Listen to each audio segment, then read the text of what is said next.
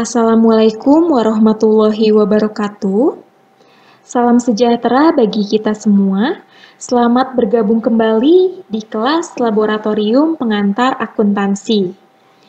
Saat ini kita akan masuk ke contoh soal serta pembahasan materi persamaan dasar akuntansi untuk perusahaan perseroan terbatas. Baik, kita akan langsung masuk ke contoh soalnya. Di sini ada contoh soal, sebelumnya kita akan baca bersama terlebih dahulu. Laporan posisi keuangan PT Gemintang per 31 Agustus tahun 2016 menunjukkan saldo sebagai berikut. Di sini ada kas sebesar 15.700.000, ada piutang usaha sebesar 5.350.000, ada perlengkapan sebesar 1.200.000, peralatan kantor 9.180.000, utang usaha ada 6.740.000, modal saham biasa ada 19.500.000 dan laba ditahan ada 5.190.000. Di sini ada transaksi yang terjadi selama bulan September tahun 2016. Oke, di sini ada 9 transaksi dan di sini juga ada instruksinya. Kita diminta untuk membuat persamaan dasar akuntansi atau accounting equation dengan dimulai dari saldo awal bulan September atau di sini ada saldo akhir bulan Agustus sama dengan saldo awal bulan September gitu. Nah, di sini persamaan dasar akuntansinya terdiri dari akun-akun sebagai berikut. Di sini ada cash, account receivable, supplies, office equipment, vehicle. Di sini juga ada notes payable, ada account payable, share capital ordinary, retained earning, dividend, revenue, salaries expense, rent expense, advertising expense, dan utilities expense. Nah, instruksi keduanya kita diminta untuk membuat laporan laba rugi, laporan laba ditahan, dan laporan posisi keuangan.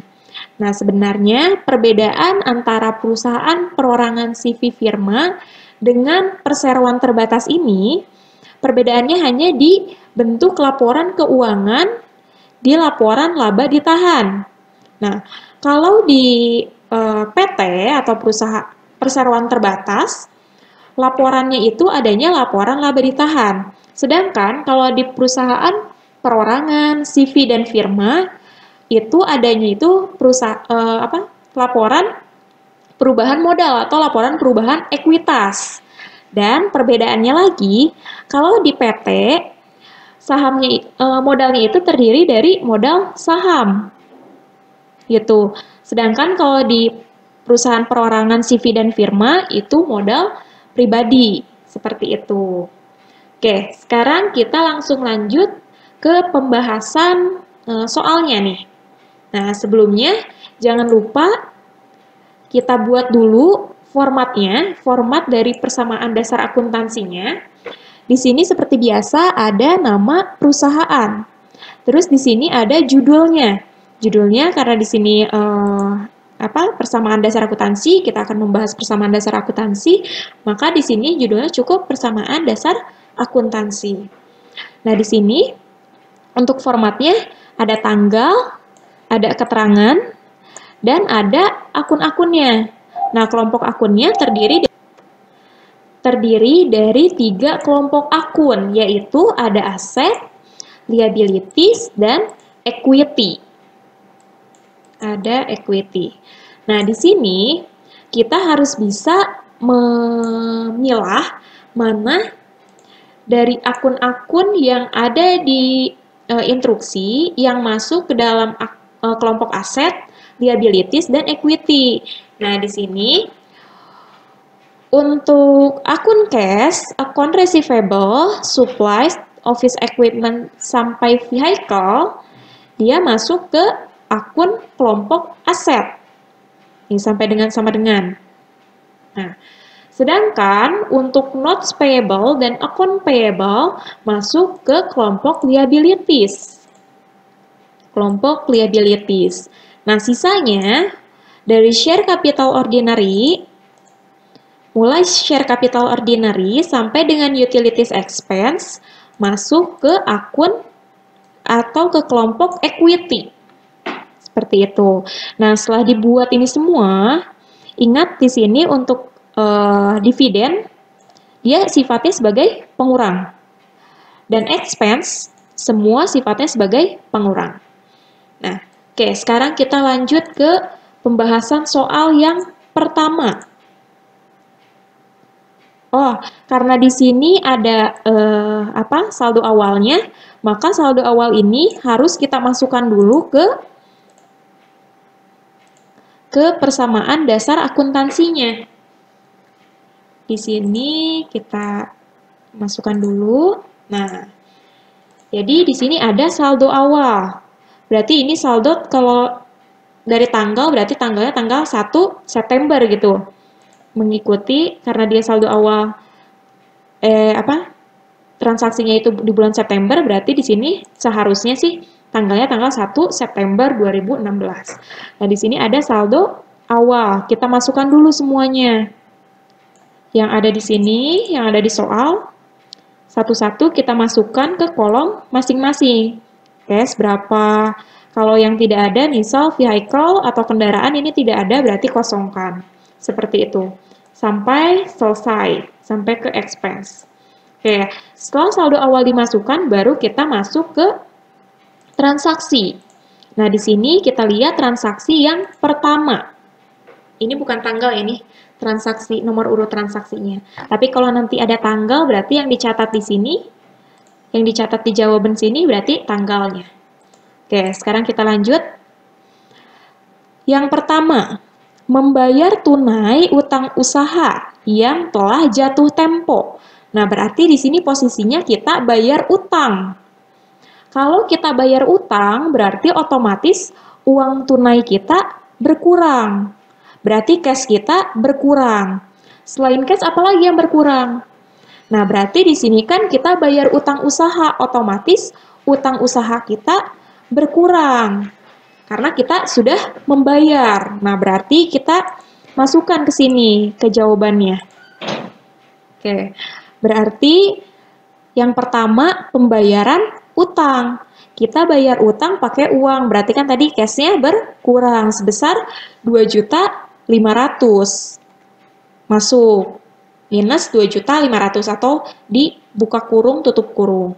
Nah, setelah itu berarti kita bayar utang, otomatis utang kita berkurang. Utang berkurang, berarti di sini di account payable. Account payable-nya di minus 2.500.000. Oke, setelah itu berarti setelah selesai kita langsung masuk ke saldonya nih. Nah, catat saldonya. Berarti dikurangi. Karena ini sebenarnya di jumlah, cuman karena dia sifatnya sebagai pengurang otomatis dikurangi jadinya. Kalau yang lain dijumlahkan. Oke, antara aset dan harus sama dengan liabilitas plus equity gitu. Nah, oke, setelah balance berarti kita lanjut ke transaksi yang kedua. Masuk ke transaksi kedua. Menerima pendapatan senilai 15.350.000. Sudah diterima perusahaan 5.815.750 dan sisanya akan diterima di kemudian. Nah, berarti kita menerima pendapatan, berarti kita sebenarnya sudah memberikan jasa kita. Nah, berarti pendapatan kita otomatis bertambah. Pendapatan bertambah. Nah, sudah diterima perusahaan 5 jutaan nih. Nah, berarti 5.800.000 ini sudah kita terima.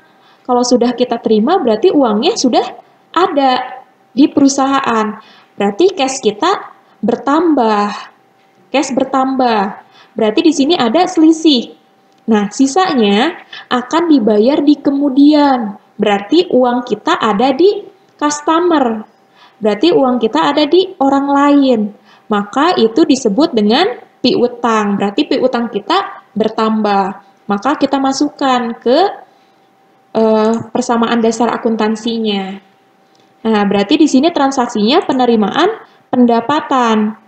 Nah, yang kita terima tadi berapa pendapatannya? 15.350.000. Berarti kita masuk di sini. Revenue, berarti kan pendapatan kita.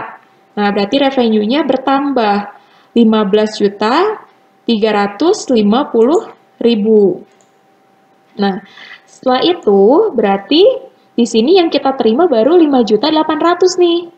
Berarti masuk cash yang kita terima, berarti cash kita bertambah 5.815.750. Nah, sisanya berarti selisihnya masih ada di orang lain uang kita.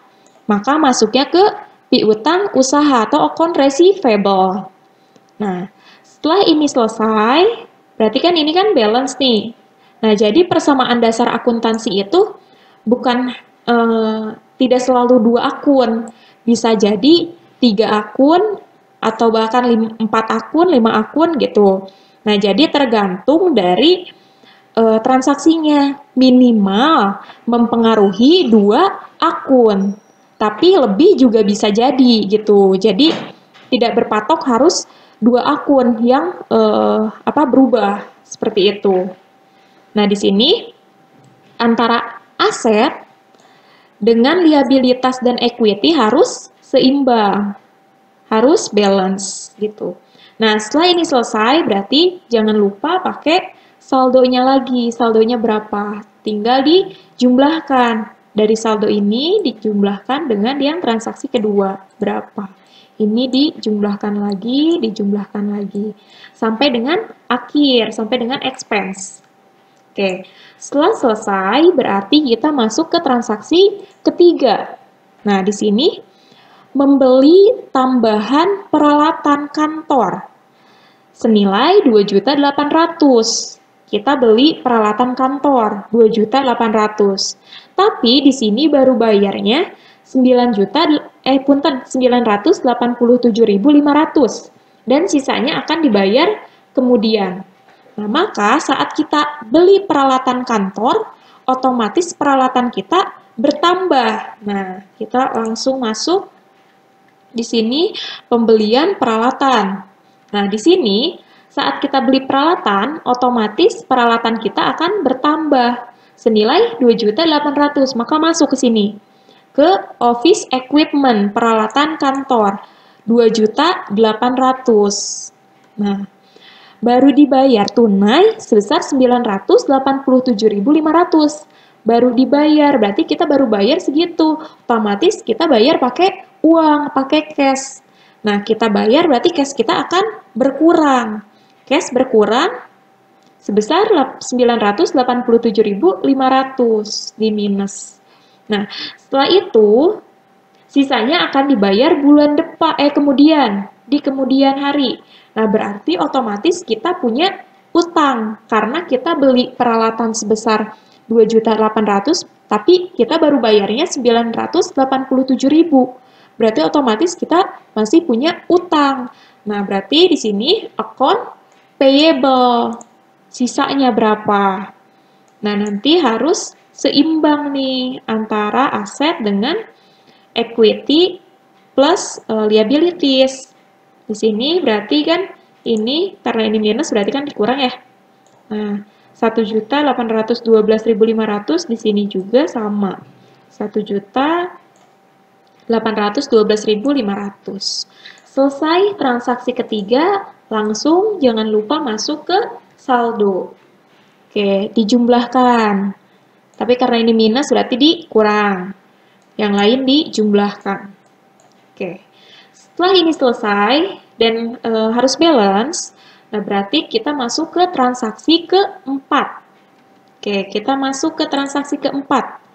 Membeli sebuah kendaraan bermotor seharga 27.750.000 secara kredit dengan uang muka 1.875.000. Jadi di sini kita beli kendaraan. Berarti otomatis kendaraan kita akan bertambah. Kita belinya secara kredit, berarti otomatis kalau secara kredit kita jadi punya utang. Utang kita bertambah. Nah, di sini tapi kita udah bayar uang mukanya nih. uang mukanya 1.800.000 sudah kita bayar pakai uang, pakai cash, berarti cash kita berkurang. Nah, maka langsung kita masukkan ke persamaan dasar akuntansinya. Oke, masuk berarti pembelian kendaraan. Berarti tadi kita beli kendaraan sebesar 27 juta, masuk ke vehicle, ke kendaraan sebesar 27.750.000, masuk. Nah, secara kredit dengan uang muka 1.875.000, maka uang muka ini kita masukkan dulu ke cash. Nah, cash kita berkurang karena kita bayar uang mukanya. Nah, setelah itu baru kita cari utang kita sebenarnya ada berapa. Nah, di sini berarti tinggal diselisihkan. 27 juta dikurangi 1.800.000. Ketemu 25.200.000. Seperti itu. Oke, jadi yang pertama yang ada dulu nih keterangannya apa, baru utangnya yang kita cari. Setelah selesai, dan di sini juga harus balance. Ini kan balance berarti ya 25.200.000. Nah, baru kita masuk lagi ke mencari saldo. Tinggal dikurangi berarti ya ini. Terus ini dijumlahkan semua. Setelah ini baru kita masuk ke transaksi kelima. Menerima pelunasan piutang usaha. Awalnya kita punya piutang. Terus sekarang kita menerima pelunasan piutangnya. Berarti kita awalnya ada yang punya utang nih ke kita. Nah, dia bayar ke kita. Berarti otomatis kita ada tambahan uangnya. Ada tambahan uang tunai. Cash kita bertambah. Cash bertambah posisinya. Cash bertambah berarti kan bertambah nih cashnya, nambah.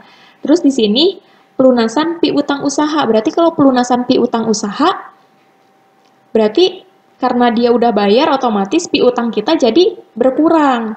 Nah, maka di sini masuk lagi ke pelunasan piutang di sini. Nah, kita nerima cash, tapi piutang kita berkurang. Jadi bisa aja nih yang berpengaruh hanya di akun aset aja. Terus bisa jadi yang berpengaruh hanya di kelompok liabilities aja gitu. Jadi yang penting harus balance. Berarti kan ini 0 ya. Nih. Kalau di sum 0. Karena ini plus ini minus. Berarti otomatis jadi 0. Dan di sini pun tidak ada transaksi apa-apa. Jadi yang berpengaruh 2 tapi dia tetap balance, dan dua-duanya di aset itu tidak masalah. Oke, setelah ini selesai, berarti kita langsung masuk lagi ke mencari saldo. Oke, ini dijumlah, berarti ini karena di sini minus, berarti dikurangi, yang lain juga sama dijumlahkan satu-satu. Oke, setelah itu berarti langsung masuk ke transaksi transaksi ke-6. Meminjam dana kepada Bank ABC sebesar 16.165.500 dengan menerbitkan wesel berjangka 6 bulan. Nah, jadi kalau wesel ini merupakan surat perintah yang dibuat oleh kreditur. Kreditur ini maksudnya peminjam yang diperuntukkan untuk debitur atau si pemberi pinjaman untuk membayar uang sejumlah tertentu pada waktu yang telah ditentukan sesuai dengan yang tertera di wesel. Jadi intinya sih gini, kalau misal pihak A mengeluarkan wesel kepada pihak B, nah artinya pihak A ini mengeluarkan wesel untuk diberikan pinjaman. Jadi pihak B memberikan si pihak A pinjaman, pihak A memberikan wesel bahwa sebenarnya sih itu mirip-mirip surat perjanjian ya, perjanjian pelunasan seperti itu. Intinya seperti itu. Jadi bagi pihak A yang diberikan pinjaman atau yang memberikan wesel itu merupakan utang wesel.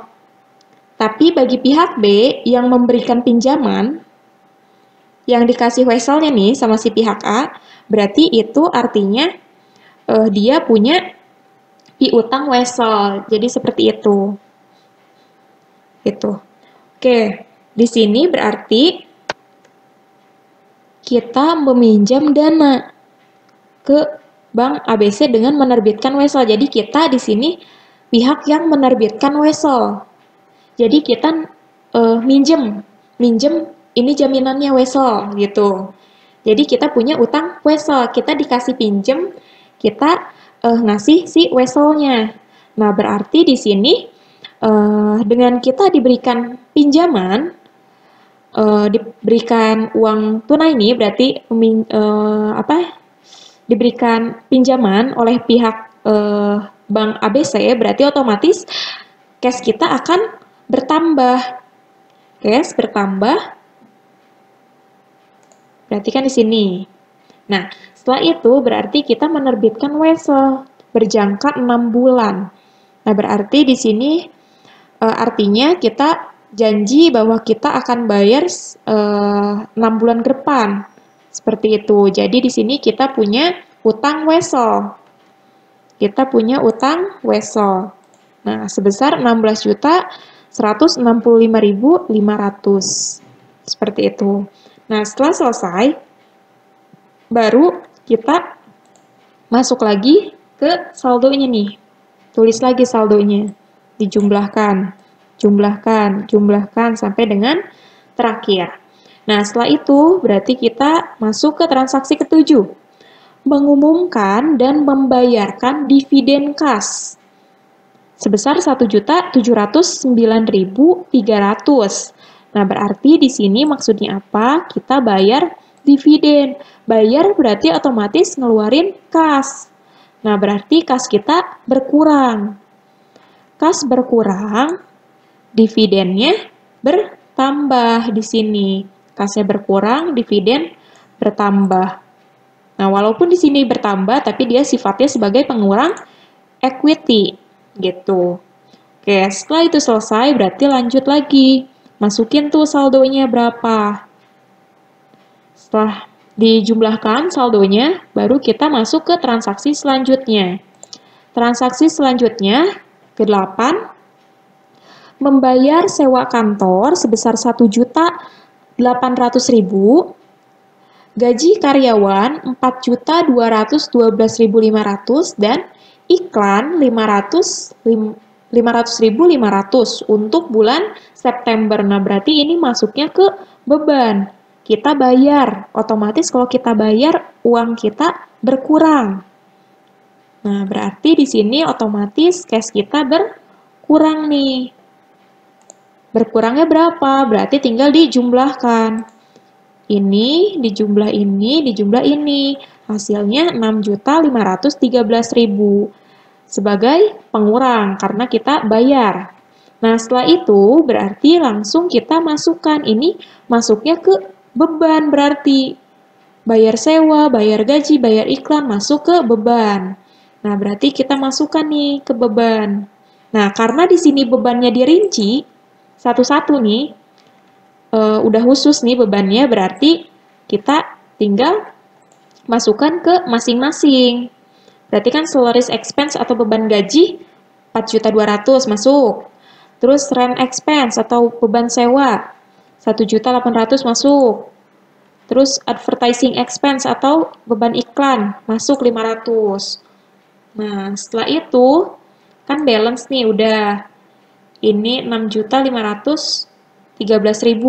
Sudah balance. Dia sifatnya juga sebagai pengurang tadi karena dia beban. Nah, setelah itu baru masukkan lagi saldonya. Oke, dijumlah lagi seperti biasa. Nah, setelah itu berarti kita masuk ke transaksi tanggal ke-9. Ke-9, bayar tagihan listrik, air, dan telepon. Nah, kalau kita ada soal seperti ini, berarti tagihan listrik, air, dan telepon itu sama seperti masuknya ke beban jasa umum atau beban utilitas.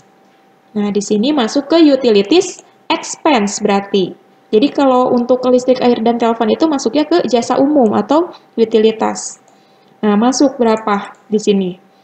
347.000 masuk berarti.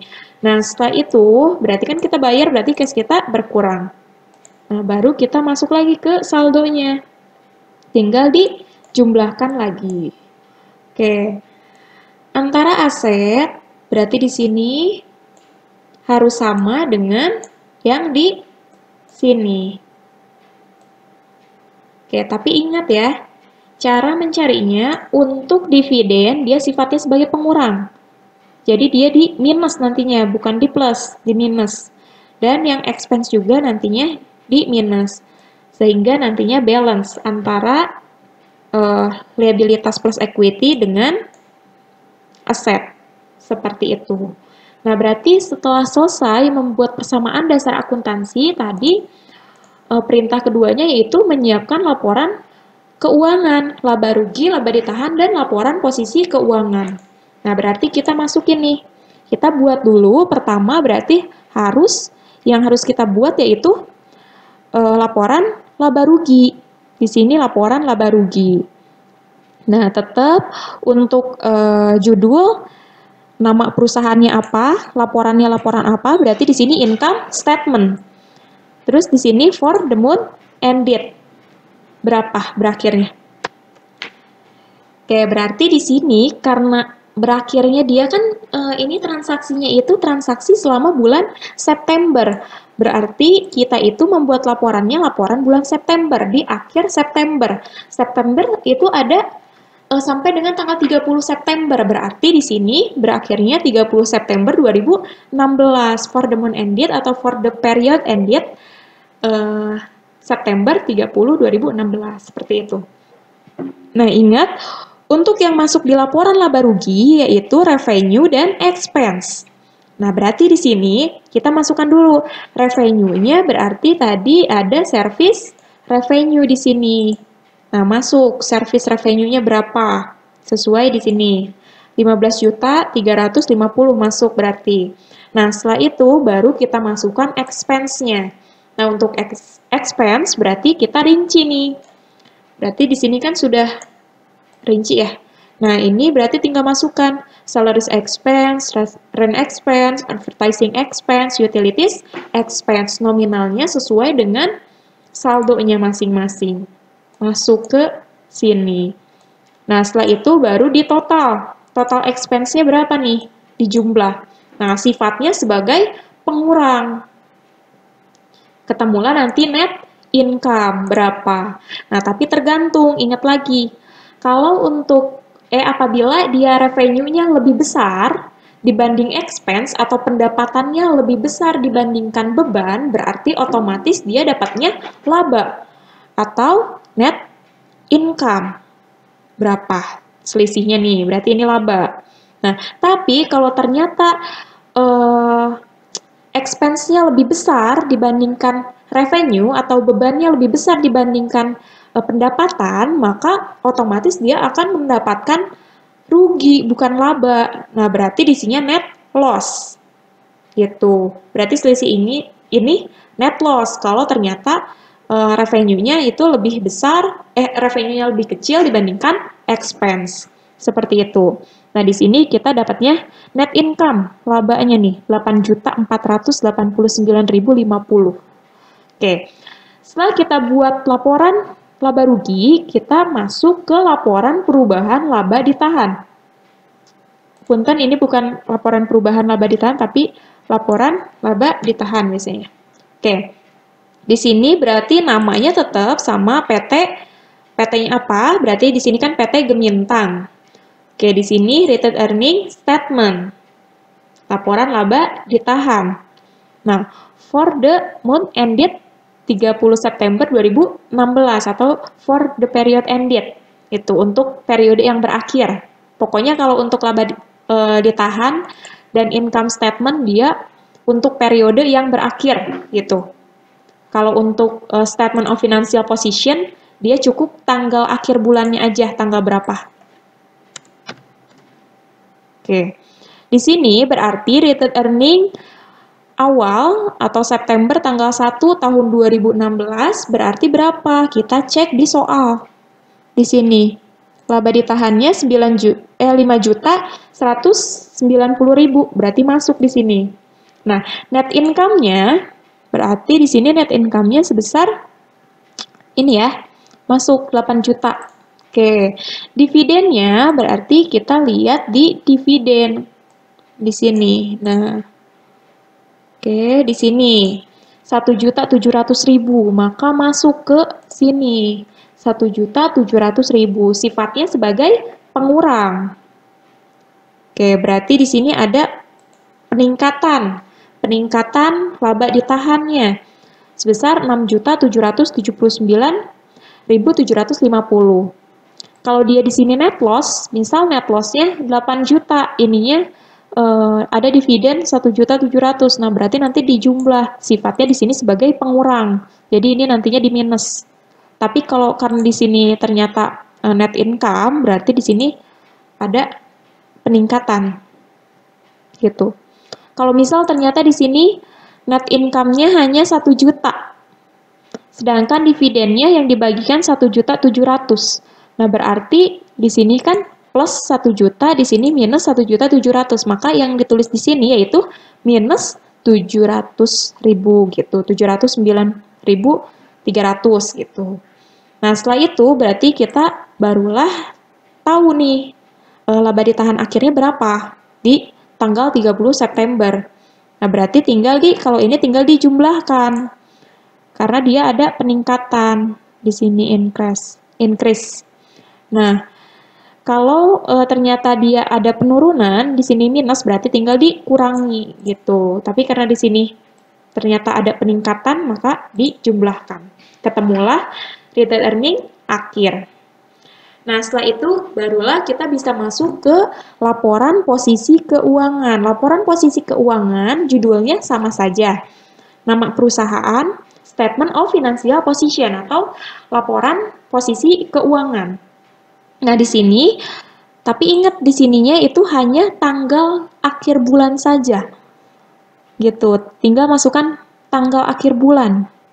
30 September 2016. Jangan pakai for the month ended, jangan. Jadi cukup tanggalnya saja. Nah, di sini untuk laporan posisi keuangan, isinya tetap ada 3 kelompok. 3 kelompok akun.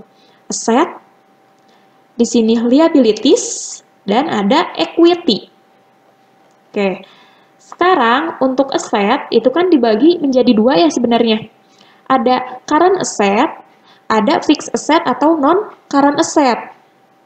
Nah, untuk current asset itu yang bisa kita gunakan kurang dari 1 tahun. Nah, berarti masa pemakaiannya biasanya kurang dari 1 tahun. Nah, yang masuk ke current asset yaitu ada cash, account receivable, dan supplies. Nah, 3 ini masuk. Nah, untuk equipment dan vehicle, kendaraan, nah berarti kan ini dia untuk masa manfaatnya lebih dari 1 tahun. Nah, berarti masuknya ke fixed asset atau non-current asset. Seperti itu. Jadi fixed asset sama non-current asset itu sama saja. Oke, berarti di sini total current asset-nya berapa, terus total non-current asset-nya berapa, baru nanti dijumlahkan total asset-nya berapa, dijumlahkan. Ketemulah 78.887.750. Setelah itu baru kita masuk ke akun liabilities. Liabilities, berarti kan ini hanya 2, masuk saja semuanya. Notes payable dan account payable. Masuk sesuai dengan saldo akhirnya di sini. Oke, masuk semua ke sini. Oke, baru kita total. Total liabilities-nya berapa? Dijumlahkan. Nah, setelah itu baru kita masuk ke equity. Nah, untuk equity, untuk share capital ordinary, apabila tidak ada penerbitan saham lagi, berarti dia otomatis biasanya selalu sama jumlahnya. Kecuali kalau ada penerbitan saham. Itu. Baru nanti ada penambahan. Tapi kalau tidak ada penerbitan saham lagi, biasanya tetap sama. Nah, di sini share capital ordinary-nya berarti 19.500.000. Mengikuti yang awal. Atau bisa kita lihat di sini juga nih. Di share capital ordinary-nya di sini. Di saldo. Nah, masuk ke sini. Share capital ordinary itu modal saham biasa. Nah, satu lagi, kalau di perusahaan perseroan terbatas itu ada yang namanya laba ditahan. Jadi kalau untuk PT, equity-nya nanti ada dua. Ada share capital ordinary dan ada retained earning. Nah, retained earning atau laba ditahan mengikuti yang laba ditahan akhir di sini. Pindah ke sini. Baru di jumlah, inilah jumlah equity-nya. Nah, setelah itu baru di total liabilitas dan equity jadi berapa di sini. Nah, antara liabilitas plus equity dengan total asset itu harus sama. Dan kita cek lagi di sini. Tadi kan 78.850. Nah, di sini pun harus sama. Nah, tapi ingat, kalau sama, sudah sama, misal sudah balance, tapi belum tentu benar. Bisa jadi ada kesalahan akun. Tapi kalau kalau benar, itu pasti balance. Seperti itu. Baik, demikian penjelasan untuk persamaan dasar akuntansi. Semoga bermanfaat. Selanjutnya akan ada latihan-latihan soal yang harus dikerjakan di buku Laboratorium Pengantar Akuntansi. Selamat mengerjakan, terima kasih.